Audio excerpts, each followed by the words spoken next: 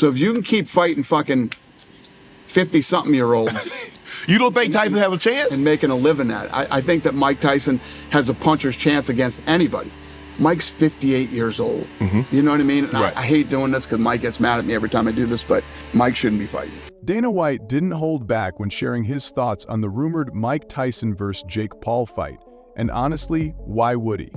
Let's break this down. On one side, you've got Mike Tyson, 58 years old and out of the ring for over a decade. On the other side, Jake Paul, a 28-year-old who's in his athletic prime.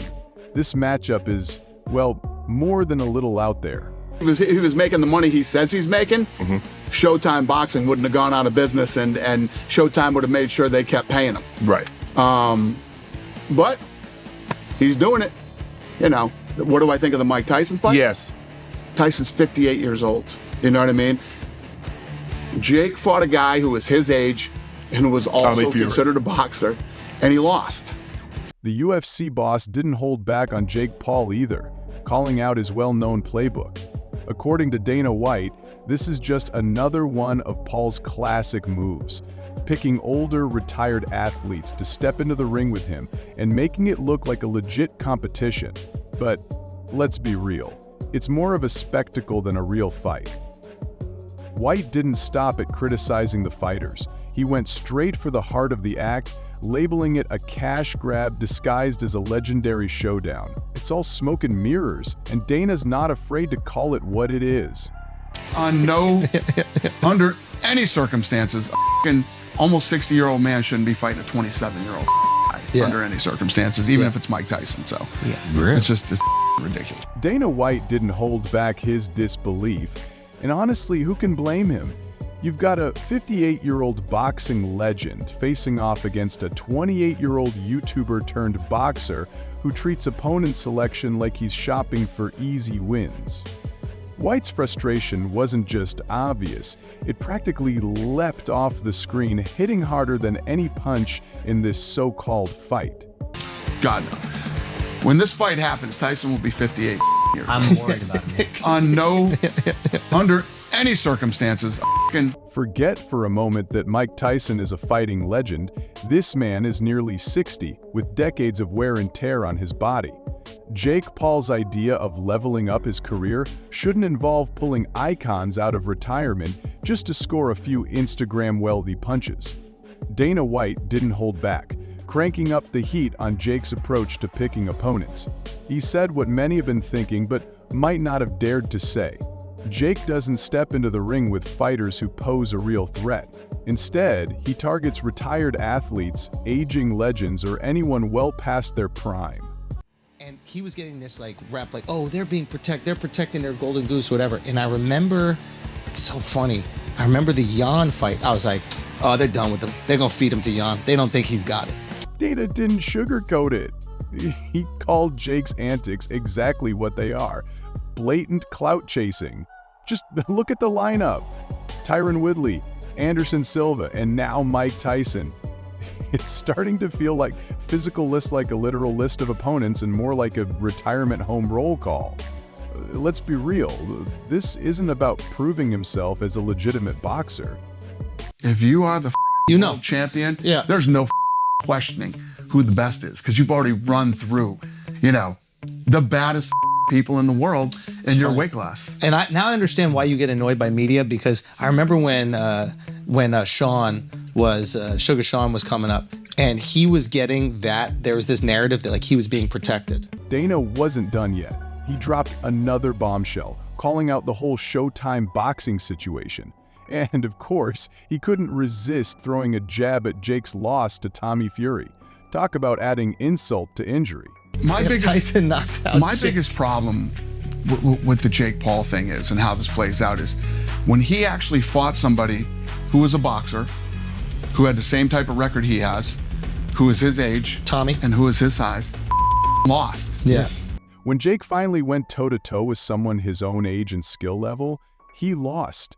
And Dana wasn't about to let anyone forget it. He drove the point home, highlighting how Jake's entire shtick falls apart when the playing field is actually level.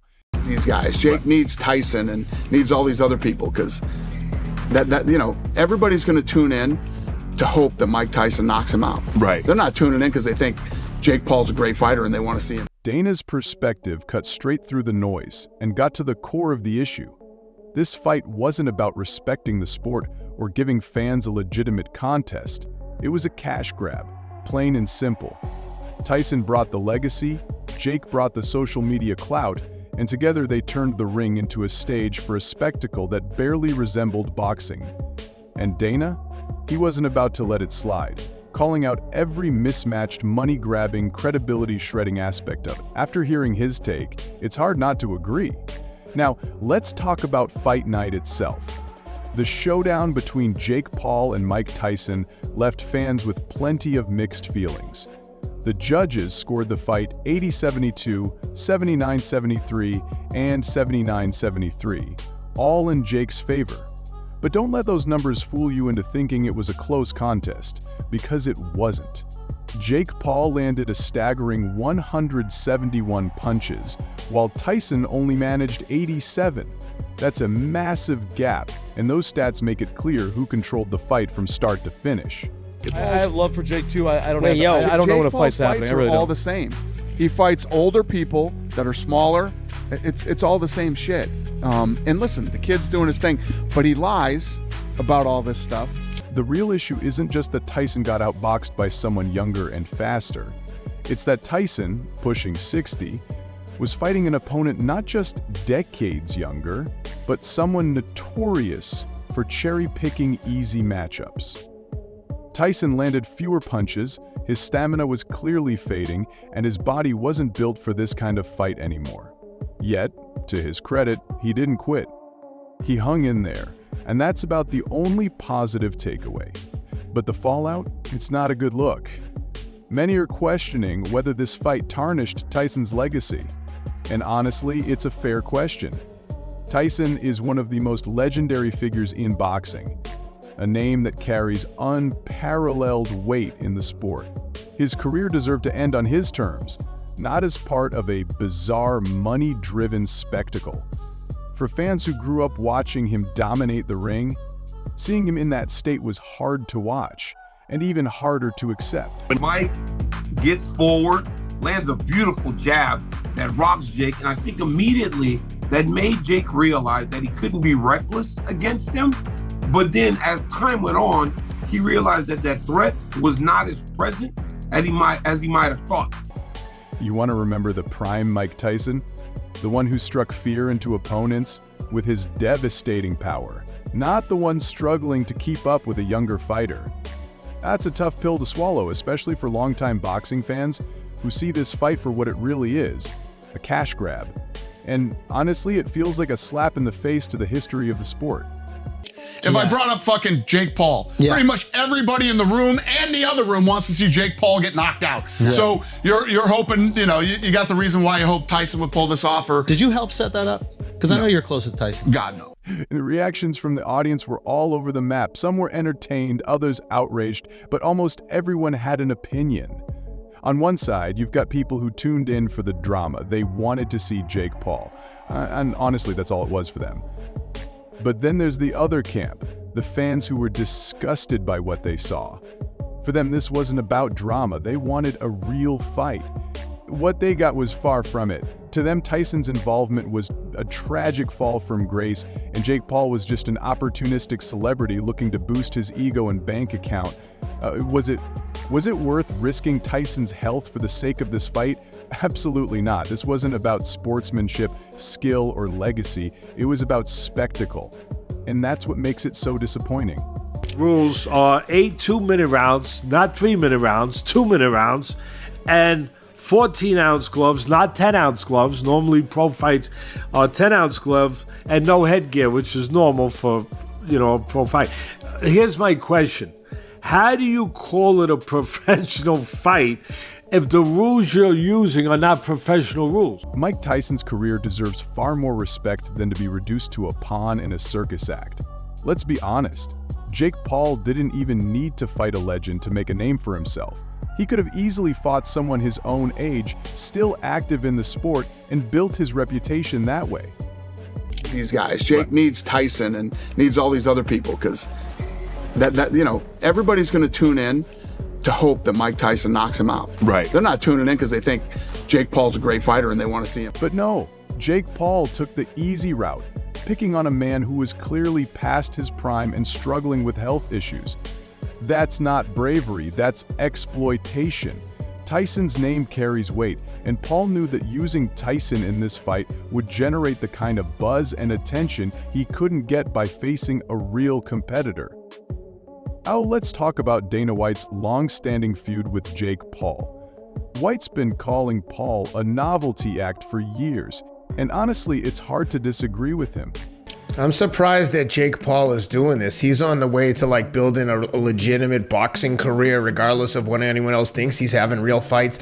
To now step down to do this kind of exhibition style fight against, 50-something-year-old man. I just don't get the motivation from Jake's perspective. Jake Paul's entire career has been built on picking easy fights, and this match with Tyson was just the latest example. From Jake's perspective. Well, I do. Jake, part of it is what it's been from the beginning. He's been obviously very upfront about it. He's in the money-making business. That's, I don't think he needs the money. How much money do you need? He said makes like tens of millions a year. Is there ever enough money, really? You've been in the finance. For me, there is. You are in the financial business before you got into this. There's a level where you don't need any more, and it's not very much. No, I agree. There are things more important than just money. Jake Paul isn't out there fighting the best. He's cherry-picking opponents he knows he can beat. And when he can't, well, Dana White is right to call him out. If Paul really wants to be taken seriously as a boxer, he needs to step up and face someone who actually challenges him. The aftermath of Tyson versus Paul raises some serious questions about the future of boxing. Will more legends be pulled into the influencer boxing circus? Fighters and promoters are already questioning the sport's integrity, and platforms like Netflix are fueling the spectacle rather than preserving the traditions of boxing. Boxing wants to regain credibility. It needs to return to its roots and focus on real competition, not gimmicks. Without a course correction, the sport risks losing its respect and authenticity, all in the name of quick profits and viral moments, tarnishing the legacies of both fighters and the sport itself.